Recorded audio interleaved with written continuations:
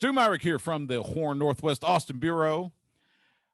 We are lucky in Austin to have some great professional teams from the Round Rock Express, the Austin Spurs, the Texas Stars. Now we've got Austin FC and Austin Bold FC.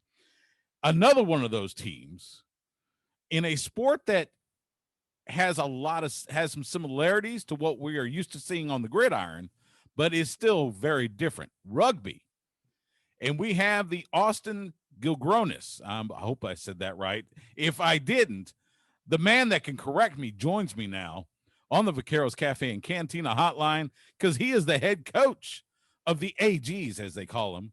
And he's going to give this Texas boy a little crash course in what to expect in rugby. It is Sam Harris, the head coach of the AGs. Sam, how are you, man? I'm good, Stu. Thanks for having me, mate. I love the show. Avid listener. Was listening to it this morning on the way in. Yeah, you were close. Austin Gilgronis is how you pronounce it. It will be an alcoholic drink. But I think in terms of branding, we're trying to at the moment anyway, because the drink doesn't exist. It's still in creation stages. So we're trying to kind of step back from that a little bit and be known as the AGs, a little bit more family friendly and a little bit easier to connect with for the fans. And yeah, I am going to educate you. Any question you can have, you can ask me. And we've got actually a game tonight in Houston, and then we back it up in 2 days at Bolt Stadium against the LA Guiltinis. And then one week after that, we're into the season, round one. Right. It's going to be fun to follow. So a little bit about you. You were born in New Zealand, but you were raised in Sydney. Is that correct? Very well done there. Yeah, I was born in New Zealand in Auckland, and then moved to Australia when I was 2. Grew up in Sydney and played like schoolboy level and underage level rugby for Australia, and consider myself Australian whilst being half Maori. But love both cultures, love both countries, and experiencing a brand new one too. I was lucky enough when I was in the United States Army. I had the opportunity to visit Australia while I was there. I had a absolutely wonderful time. The Australian people, I compare. I was in the Northern Territories up in Darwin. Yep. And I compared it to being in West Texas. We all talk funny, we drive funny, so there you go. It worked out beautifully. It is very similar. I loved Australia. I want to go back one of these days. What brought you to the United States? Yeah, so I was coaching in Japan for the last 8 years, and that was a really good experience for me and my family, and for my coaching journey. I'm still relatively a young coach at 41 years of age, although all these young NFL coaches are putting me to shame. Getting to Super Bowls at 35 years of age, but in rugby terms, I'm relatively young. And so, yeah, I was over in Japan for that stint and loved Japan. Great cultural experience. And then got a call. Our owner, who's also Australian, he owns F45. He gave us a call and said, "Look, I've got 2 teams. I've got one in LA and I've got one in Austin. I'd love you to come. I wanted to have a really Australian theme and feel about it, and plus, being Australian, want to invest in you guys as coaches and as players." So, yeah, whilst the LA team, the Guiltinis, they have got a very Australian theme. Ours is a little bit more multicultural. We've got 11 different countries represented in our team, and but all very good young gentlemen and really good rugby players. Sounds like a very multicultural, which Austin tries to be as much as possible. It tries to be a very global city. We see it, when say Formula One comes here, or some of the other sports leagues, and as well as the music, with South by Southwest and ACL. Yeah. So let's talk about rugby. I know there are some similarities to American football, to the NFL, college, whatever, but there's also quite a few differences. I know the ball is similar. It almost looks like an overinflated football. Yes. Yep. It does look very similar. Yeah, there's a lot of similarities. There's there's a line of scrimmage. There's an offside line in rugby. Probably the main difference is that whilst NFL stops, rugby is a continuous sport until there's an error or the ball's kicked out of play or there's a try, which is similar to a touchdown. but we need to put the ball down on the ground.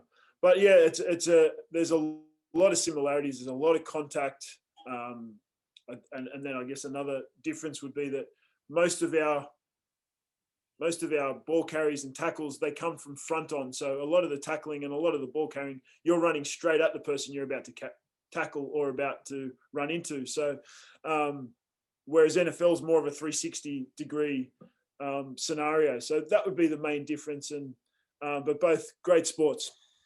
Absolutely. And you, as you said, rugby, it's a continuous thing. So you don't, I assume the teams have timeouts, do they? No, there's no timeouts in rugby. There's just a timeout. half time.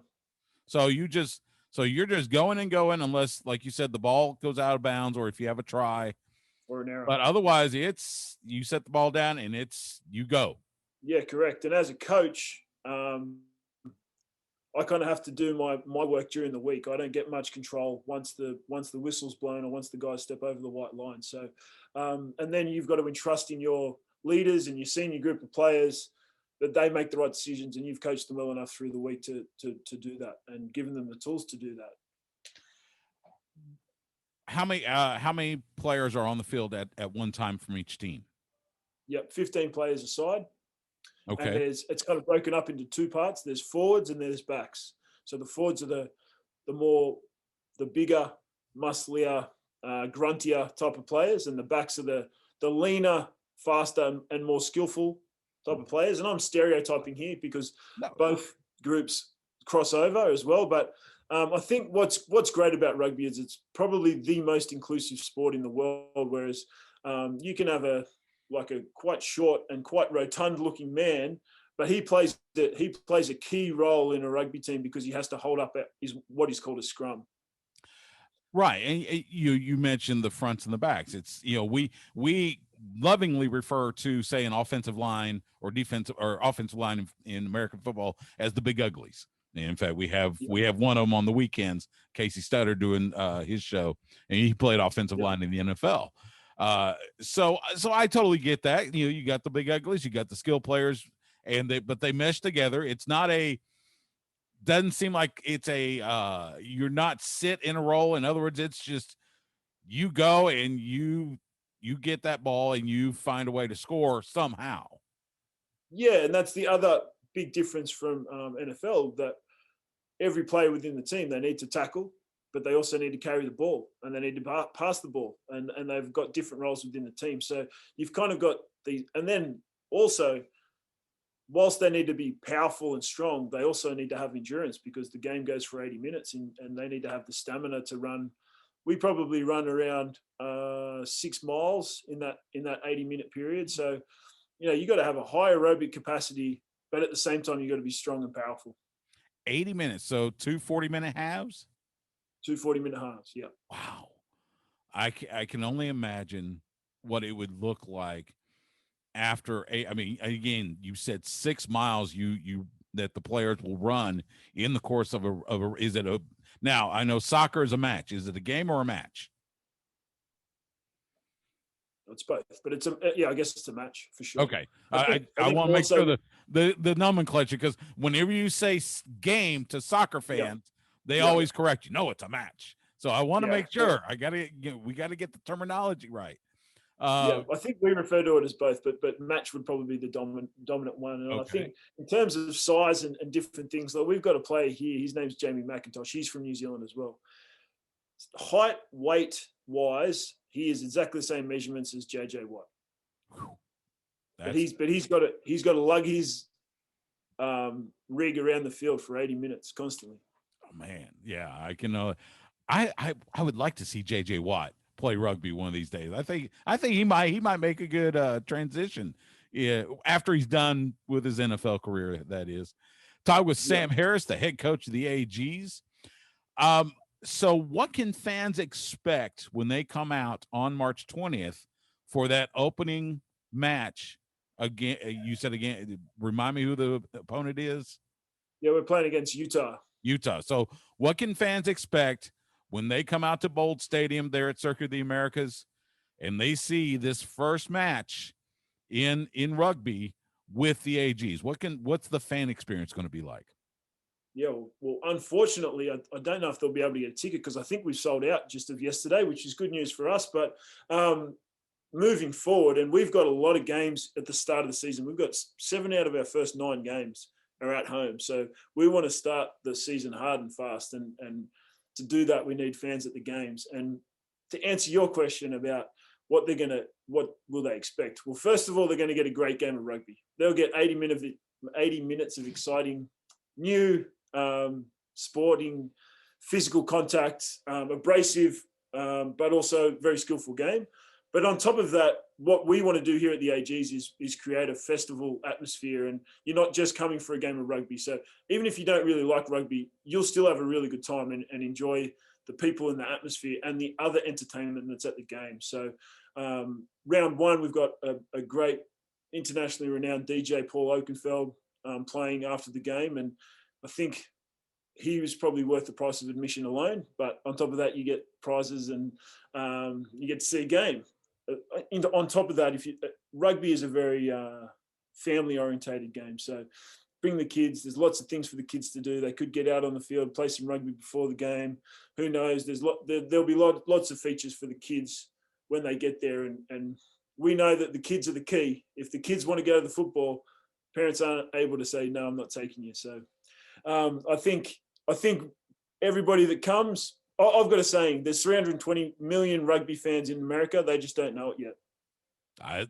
Absolutely, of course. And rugby is a very popular sport around the world too.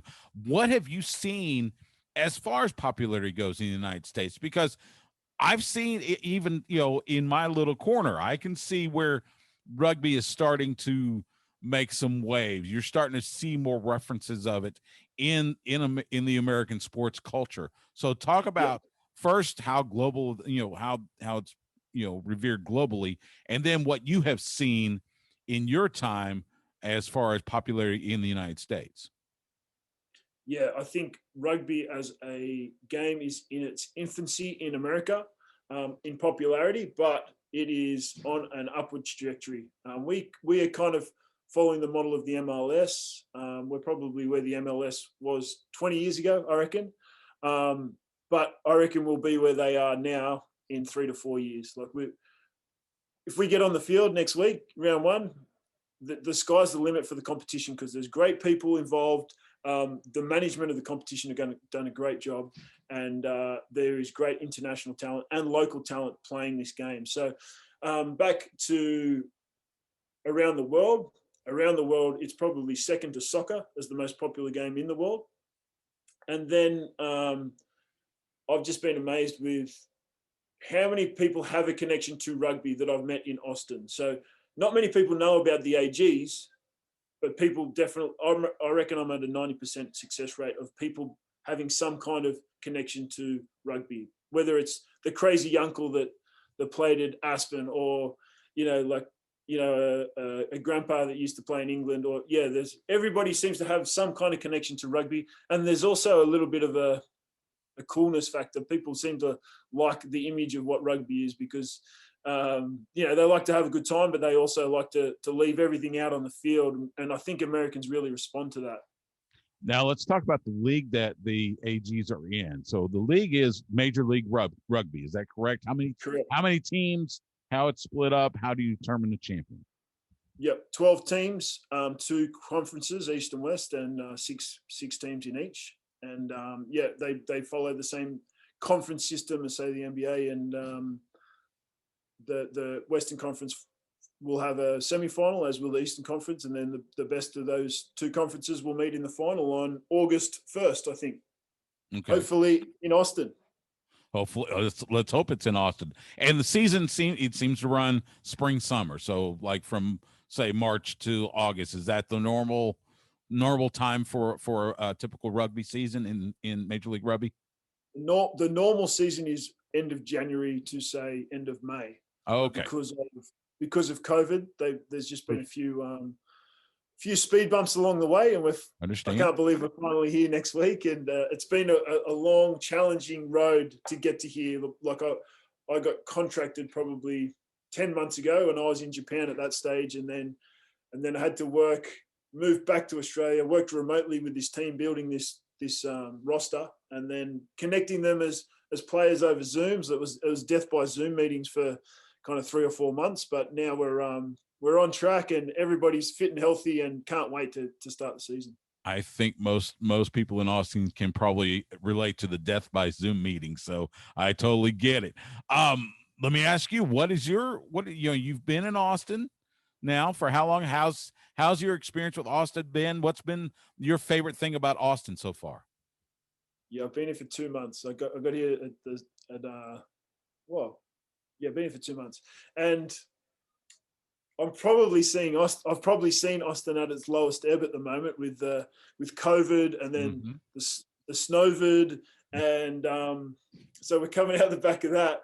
But the thing that's really stood out to me about Austin is the people, the Southern hospitality. I've been blown away by how accommodating and welcoming and just anything they can do for people, and just generally nice people that are actively interested in getting to know someone from another culture, or just being nice because that's who they are. And I think it's ingrained in Texans and Austinites to be really good, accommodating people, and I resonate with that because coming from Australia, I think we're very similar.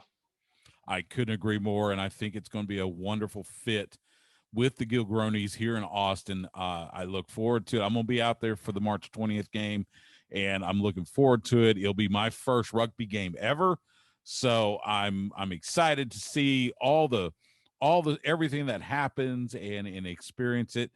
Make sure you catch them on social media at Gilgronis. Make sure you go to gilgronis.com for ticket info, scheduling, all that good stuff. Get to see the players, find out a little more about the team. Sam Harris, the head coach of the Gilgronis. Thanks so much, man. Wish you all the best. Best of luck in your season opener and throughout the season. And let's hope we see that championship game come back to Bold Stadium. Thanks, Stu, and I've really enjoyed my time chatting with you. Once you come out to the game, we've partnered up with Austin Music Foundation, and every game, every week, we'll have a theme night and we'll have a band playing after the game. So I'm sure once you see how it's all going to run on Saturday night, you'll come back for more. And just on the website, it's agrugby.com. I think we've changed lanes recently. So agrugby.com, please visit and go check it out. And just lastly, rugby. Winston Churchill's got a great quote, and he said, "Rugby is a hooligan's game played by gentlemen." And once you come out to the game, you'll see how accessible the players are and what great guys they are. And that's our real currency, is the players. So come out and enjoy. Absolutely. agrugby.com for all the information. The Gilgronis head coach, Sam Harris, thanks so much. Thanks, Stu.